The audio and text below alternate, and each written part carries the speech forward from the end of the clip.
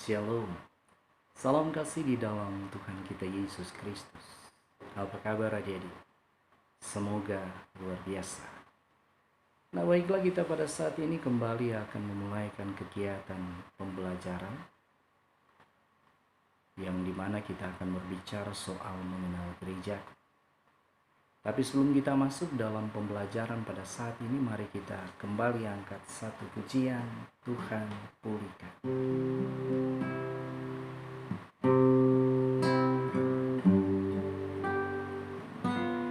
Kami umat-Mu rendahkan diri, sujud dan berdoa,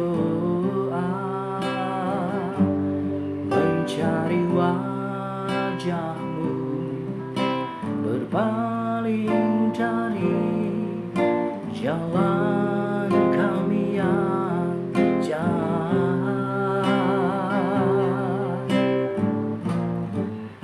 Oleh anugerah-Mu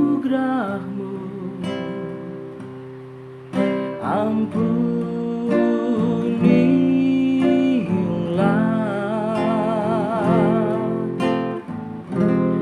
Oleh anugerah-Mu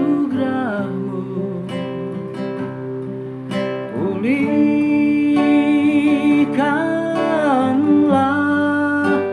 Tuhan pulihkan,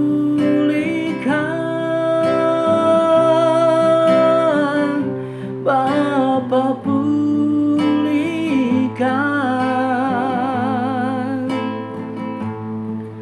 kembalikan bangsa kami kepadamu, Bapa pulihkan, ampunilah bangsa kami, dan pulihkan kembali negeri kami.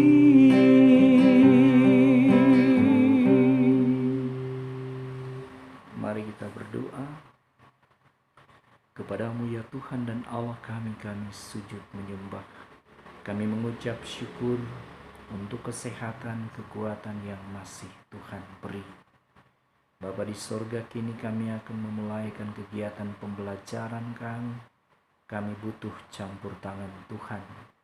Sekalipun hanya lewat video seperti ini, tapi kami mohon berkati kami dengan hikmat-Mu. Berikanlah kami kebijaksanaan, sehingga apapun yang disampaikan, dipaparkan, dijelaskan kepada kami, semuanya sebagai peserta didik, kami akan mampu menelaah, memahami, mengerti dengan baik apa yang menjadi maksud dari kegiatan pembelajaran tentang mengenal gerejaku ini. Terima kasih Bapa di sorga. Mohon ampun salah dan dosa kami. Ini doa kami di dalam nama Tuhan Yesus Kristus Juru Selamat Kepala Gereja. Kami berdoa kepada Bapa. Amin. Adik-adik yang dikasihi dan diberkati oleh Tuhan kita Yesus Kristus, baiklah, kita akan memulaikan kegiatan pembelajaran pada saat ini. Ketika kalian mengikuti kegiatan pembelajaran materi mengenal gerejaku, maka ada beberapa tujuan yang diharapkan bisa kita capai, yaitu yang pertama, sebagai peserta didik kalian diharapkan dapat menghayati karya Allah dalam pertumbuhan gereja. Yang kedua, kalian akan bisa menunjukkan sikap menghargai karya Allah dalam pertumbuhan gereja. Yang ketiga, kalian diharapkan akan bisa memahami bahwa ada bermacam-macam gereja di dunia yang dilahirkan dari berbagai perpecahan dengan latar belakang masalah-masalah tertentu.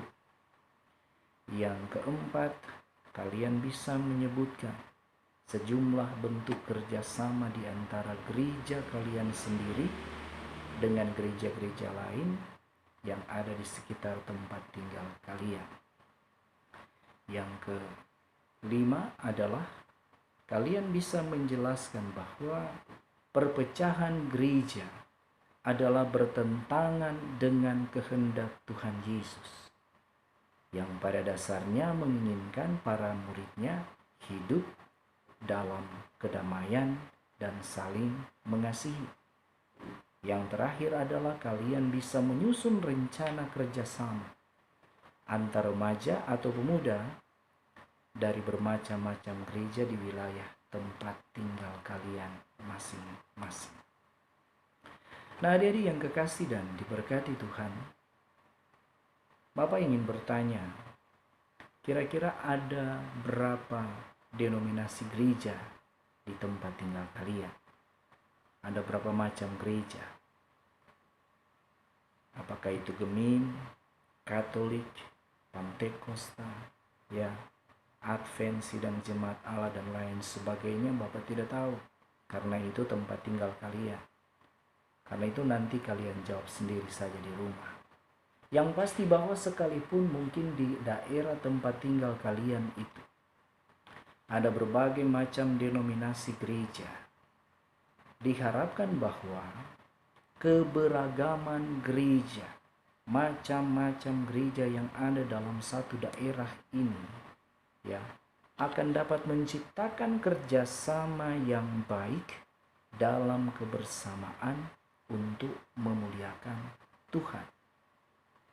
Jadi sekalipun beda-beda, ya, biarlah dalam keperbedaan ini, dalam keanekaragaman ini, semua punya tujuan yang satu, yaitu bergandengan tangan dalam kebersamaan untuk memuliakan nama Tuhan.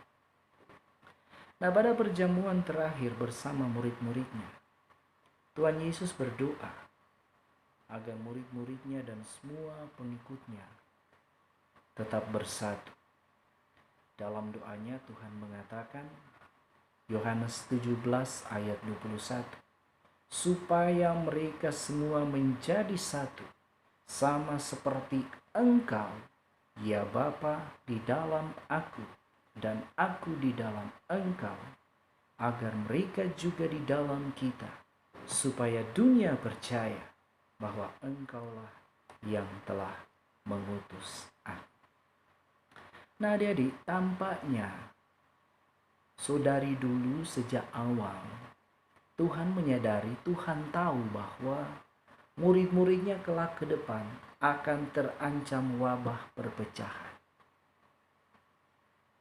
Doa Tuhan Yesus menunjukkan bahwa kesatuan murid-murid dan pengikutnya itu adalah sangat penting. Karena kesatuan itu mencerminkan kesatuan Tuhan Yesus dengan Bapanya di surga. Dan dengan kesatuan itu juga para murid diharapkan bisa memberikan kesaksian mereka kepada dunia. Bagaimana mungkin kita sebagai orang Kristen akan bersaksi kepada orang lain, sementara orang sebagai orang Kristen hidup dalam perpecahan satu dengan yang lainnya? So pasti orangnya akan mau percaya dengan apa yang kita saksikan.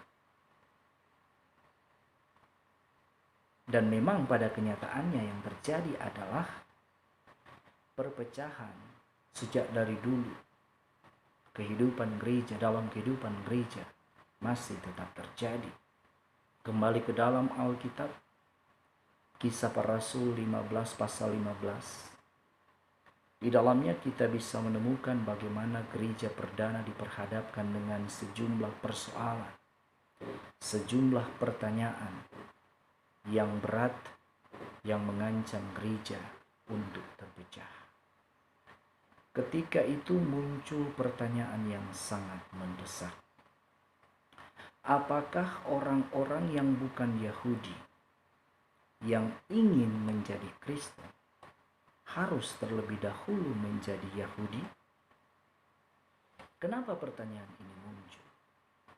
Pertanyaan ini muncul karena pada waktu itu ada beberapa pemimpin gereja yang menuntut agar orang-orang non-Yahudi yang ingin menjadi Kristen, mereka terlebih dahulu harus disunat, lalu mereka diwajibkan untuk menjalankan seluruh hukum Taurat.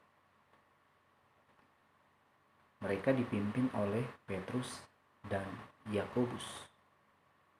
Ya. Sementara di kelompok lain yang dipimpin oleh kelompok Paulus, mereka tidak setuju dengan apa yang diungkapkan oleh kelompok Petrus dan Yakobus. Mereka berpendapat bahwa, atau kelompok Paulus berpendapat bahwa untuk menjadi Kristen, menjadi pengikut Kristus, orang tidak perlu menjadi Yahudi terlebih dahulu. Mereka dapat langsung datang kepada Kristus dan tidak perlu lagi dibebani dengan aturan-aturan Taurat. Karena itulah ketika ada masalah ini muncul yang mengancam perpecahan gereja,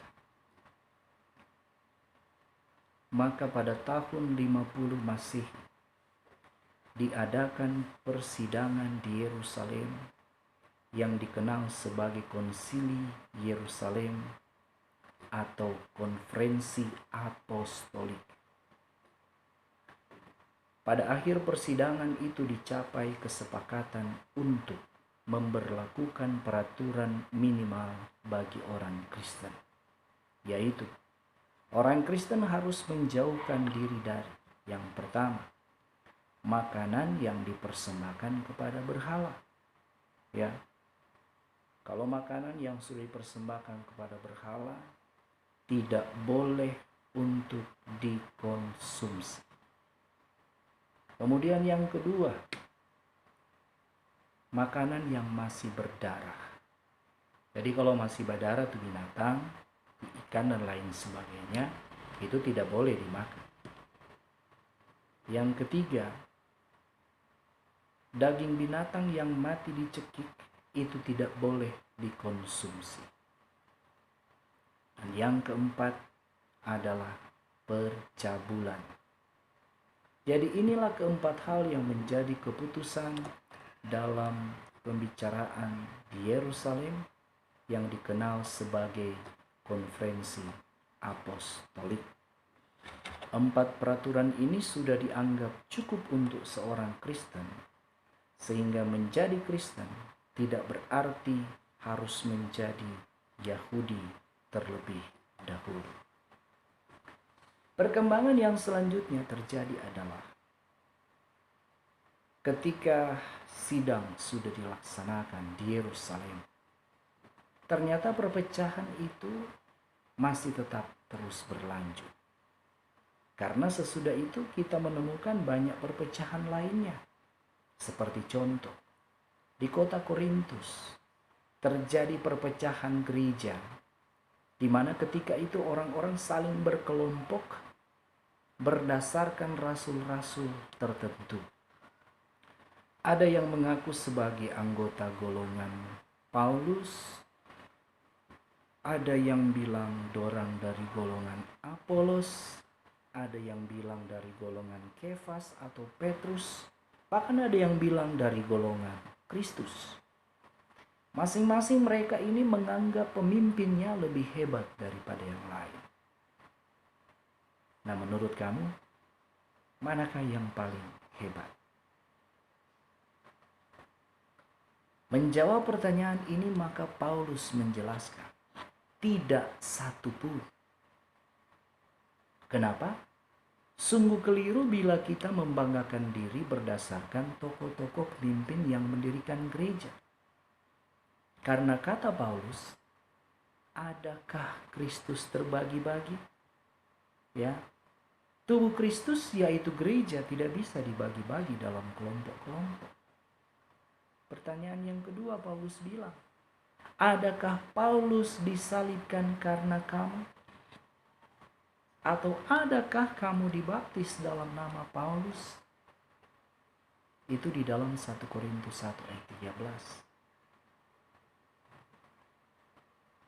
Nah, perpecahan berikutnya yang terjadi di kota Korintus ialah ada jemaat di sana yang membangga-banggakan diri mereka berdasarkan karunia-karunia roh yang mereka miliki.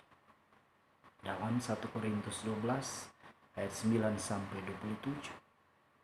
Ada yang membanggakan karunia untuk mengadakan mujizat, membedakan bermacam-macam roh, berkata-kata dengan bahasa roh, menafsirkan bahasa roh, dan lain-lain. Nah, Paulus sebagai seorang pelayan, sebagai seorang hamba Tuhan, menegur jemaat di Korintus dan membandingkan mereka dengan tubuh manusia. Paulus katakan, sama seperti tubuh yang mempunyai berbagai anggota dengan tugas dan peranannya masing-masing, demikian juga setiap orang diberi karunia untuk menjalankan tugas dan peranannya yang berbeda-beda dan bisa saling melengkapi, bukan saling menjatuhkan yang membuat hal ini menjadi cikal bakal untuk masuk ke dalam kehidupan perpecahan. Karena itu sungguh keliru bila orang-orang pada waktu itu saling menganggap sesama mereka lebih rendah dan tidak berguna. Yang berikut, perpecahan-perpecahan yang terjadi di antara gereja timur atau gereja Katolik Timur atau yang dikenal dengan gereja Ortodoks, ya, dengan gereja Barat atau yang dikenal dengan gereja Katolik Roma pada tahun 1054. Perpecahan itu terjadi ketika gereja-gereja di timur merasa bahwa gereja Barat telah menambahkan kata filioque dalam pengakuan iman Nisia Konstantinopel, sehingga kata-kata kami percaya kepada Roh Kudus yang keluar dari Sang Bapa dan Sang Anak, kata-kata dari Sang Anak, ya, dirasakan oleh gereja timur sebagai pelecehan terhadap Roh Kudus dan menjadikan Roh Kudus itu lebih rendah dan tidak lagi sejajar dengan Sang Anak. Jadi cuma masalah cuma masalah pemahaman saja yang berbeda sehingga gereja terpecah. Perpecahan lebih lanjut lagi itu terjadi pada tahun 1517. Semua pasti kenal yang namanya Martin Luther, toh? Dia memakukan 95 dalilnya di pintu gereja di Wittenberg yang isinya adalah mengkritik praktik-praktik yang dilakukan oleh gereja Katolik pada saat itu. Seperti contoh, yang pertama, ada penjualan surat-surat pengampunan dosa yang dipakai istilah indulgensia. Tulisannya indulgentia. Ya. Jadi orang bisa bikin dosa satu minggu. Apa saja, silakan bikin dosa. Hari Minggu orang masuk gereja,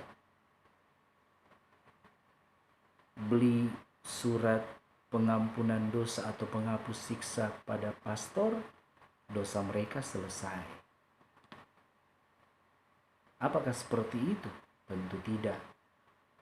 Yang kedua adalah yang diprotes oleh Martin Luther tentang pengumpulan relikui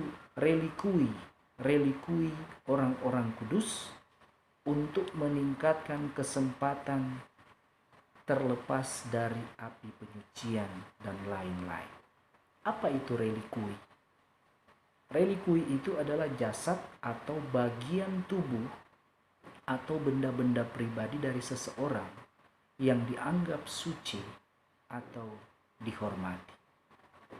Nah, ini contoh hal-hal yang diprotes oleh Martin Luther pada waktu itu.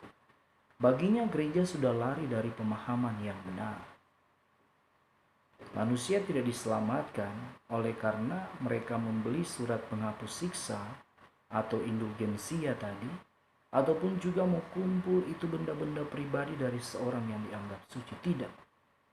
Berbicara tentang keselamatan bagi Martin Luther, ada 3 dalil pokok yang diungkapkan.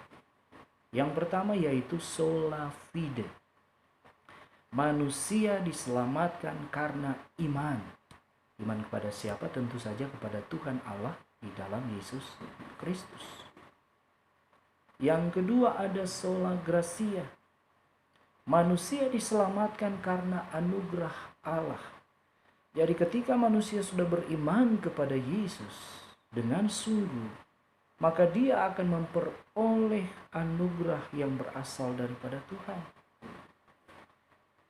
Dan yang berikut yang terakhir adalah sola scriptura. Manusia diselamatkan oleh Alkitab atau firman Allah. Jadi ini 3 hal yang ditekankan oleh Martin Luther berkaitan dengan keselamatan itu sendiri.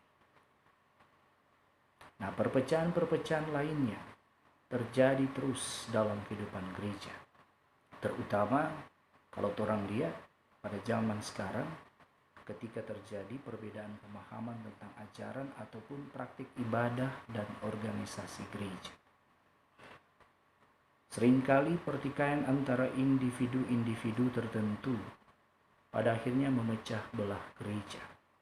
Hubungan yang rusak, ya.